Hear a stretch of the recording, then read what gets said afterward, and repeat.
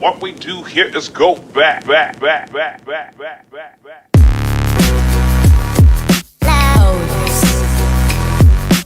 Ladies and gentlemen, welcome back to The Sting, the show that keeps you up to date with not only Alabama State football, but news and updates around the HBCU world as well. Without further ado, here's your host, the one, the only, Jim Rathernot. I've never been so heartbroken for a football team more than I was this past weekend. Hi guys, it's your boy Jim Rathernot. And what an absolute thriller we had down in Jackson, Mississippi this past weekend, as the Alabama State Hornets lose a heartbreaker to those Jackson State Tigers. And no, Deion was not coaching in this game. But man, what an excellent game. Unfortunately for those Hornets, it did not go their way. First, let's start with the second half. So the Alabama State defense came up with 2 turnovers on 2 straight possessions, and that gave an offensive chance to go up at least 2 or 3 possessions. Unfortunately for the offense, they could not get into the end zone, and they had to settle with just 2 field goals totaling of 6 points. That kept Jackson State in the game, and Jim Moore was an absolute animal. He had over 200 yards rushing, and when they needed him most, he made a critical 4th down catch that kept the drive alive on the last possession, right before they went up and scored the last touchdown of the game. If we had a lick of defense, we would have won this game. Jackson State's defense only held us back only when they had to, only when it was critical. It wasn't like they was holding us back the entire game. But either way, Keldrick did have a great game, but I'm pretty sure he was heartbroken. But if you notice the numbers for Keldrick Williams this season, he's getting closer and closer to Barry Sanders' record for single season rushing yards. And man, what a season Keldrick is having. But that's like the only highlight of this game. But once again, so here goes the 4th down catch by Jim Moore.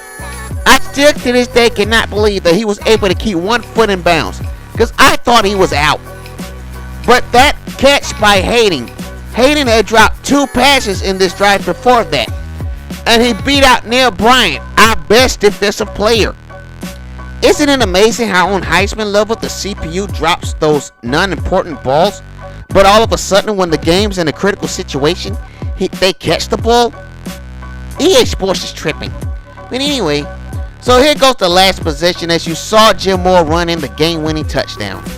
All we had to do was go deep, and we couldn't even do that. As you see the boys rolling out the pass there, and he throws it into a crowd. Now this game summed up our season in a nutshell. This is the 3rd game this season that we lost to a team with a losing record. And not just that, it was Jackson State's 3rd game winning in a row. I just don't know what to expect from this Alabama State football team anymore. When we get high, then all of a sudden we go down, then we go down, and then all of a sudden we go back high. It just doesn't make any sense. But that loss is over. Now it's time to move on. And let's check out the rest of the HBCU world. Now as you see the awards, Keldrick Williams is still in 1st place, and he's a finalist for the Maxwell Award, as well as Tavares. Oh wow. Then unfortunately here, the best quarterback award is most likely going to go to Matt Leinart now. I don't think Tavares has thrown a touchdown pass in a while now. But look at Texas Southern Jason Weaver, the cornerback. He's a finalist for the Thorpe Award. Oh wow, that man's having a great season. I can't wait to see who wins that award.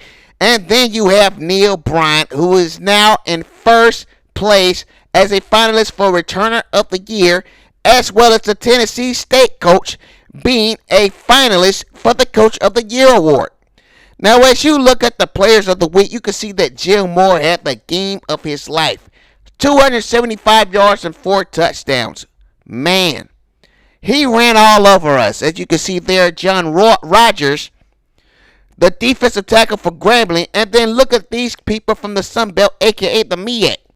Now, as we approach the last game of the season against the Grambling State Tigers, we have to take one last look at the standings for the MAC SWAC. Now it looks like Texas Southern has now won the MAC SWAC East, and it looks like it's down between Southern and Florida A&M for the MAC SWAC West. I'm not even going to show the scores because I'm just so disgusted at the way Alabama State lost to Jackson State this weekend. But just join us next time as we get ready to take on the Grambling Tigers on Senior Day. Thank you for watching. Jim Rathernot out.